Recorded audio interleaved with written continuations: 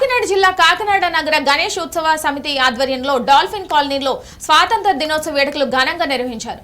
సమితి గౌరవ అధ్యక్షులు సామాజికవేత్త దూసర్లపూటి రమణరాజు అధ్యక్షతన సమితి కన్వీనర్ యోనిమిరెడ్డి మాలకొండయ్య మువెన్నెల పతాకాన్ని ఎగురవేశారు. పూర్వ అధ్యక్షులు దువ్వూరి సుబ్రహ్మణ్యం ప్రతిపాదన చేసిన జిల్లా స్థాయి గణేష్ ఉత్సవ కమిటీ నిర్వహణకు గణేష్ ప్రార్థనతో ముహూర్తం చేపట్టారు. అనంతపురం బంగ్లాదేశ్ లో మైనార్టీలకు జరుగుతున్న అన్యాయం పట్ల విచారం వ్యక్తం చేస్తూ వారికి అండగా అందరూ నిలవాలని తీర్మానం చేశారు.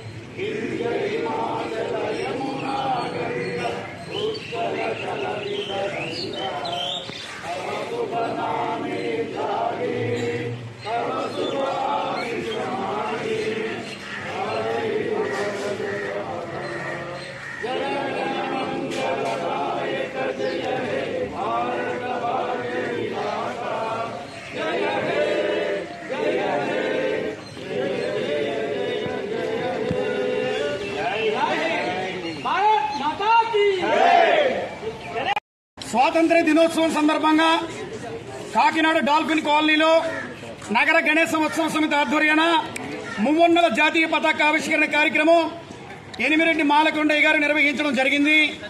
ఈ సభా కార్యక్రమానికి నగర గణేశ ఉత్సవ సమితి ప్రతినిధులు వాడవాడల నుంచి కూడా విచ్చేసి గణపతి ప్రార్థనతోటి ఈ సమాజం కోసం ఈ స్వాతంత్రోద్యమ ఈ సమాజ హితానికి సంబంధించి అన్ని మతాలు కూడా సర్వమత సమానత్వంతో ఉండాలని, అదేవిధంగా రానున్నటువంటి గణపతి నవరాత్రి ఉత్సవాలు అందరూ కూడా భాగస్వాములై విజయవంతం చేయాలని, జిల్లా స్థాయిగా సమితి కార్యాచరణని ముందుకు తీసుకువెళ్లాలనేటువంటి నిర్ణయాన్ని ఈ రోజు నుంచి కూడా ప్రారంభించడం జరిగింది. స్వతంత్రాన్ని 1947లో మనం సాధించుకోవటం, తద్వారా ఈ గణేశోత్సవాలు కూడా కొనసాగడం జరిగింది.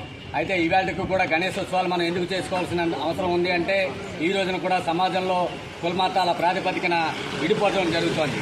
ఏమైనప్పటికీ, ఏ కులానికి చెందినప్పటికీ, ఏ మతానికి చెందినప్పటికీ మనం అందరం భారతీయులు అనేటువంటి దృక్పథంతో ముందుకు తీసుకెళ్లాలని చెప్పి నగర గణేశోత్సవం అనే సంస్థని 1989లో స్థాపించి దాన్ని అనేక మంది పెద్దలు ఇందాక రామరాజు గారు చెప్పడం జరిగింది. ఆ పెద్దల నేతృత్వంలో ముందుకు సాగి 38 సంవత్సరాలుగా ఈ కార్యక్రమం జరుగుతోంది. ఈ సంవత్సరం గత సంవత్సరం కూడా ఎనిమిరెడ్డి మాలకొండయ్య గారు దీనికి కన్వీనర్గా వ్యవహరించారు.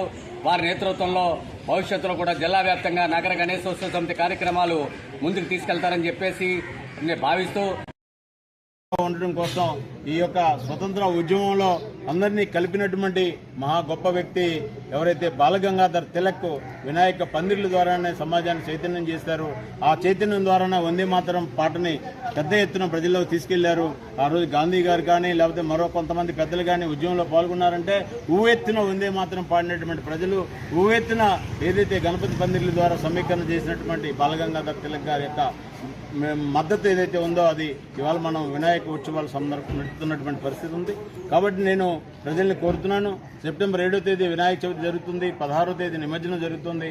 అందరం ఐక్యంగా పండుగ చేసుకోవడమే కాకుండా కులాలకి మతాలకి అతీతంగా ఇవాళ వినాయక పండుగ అనేది ఏ ఒక్కరో చేసేది కాదు. సమాజంలో అందరూ కూడా వినాయకుడు పూజ చేసి వ్యాపారం ప్రారంభిస్తారు. వినాయకుడు పూజ చేసి మన కార్యక్రమాన్ని ముందుకెళ్తాం. ఒక పెళ్లిగా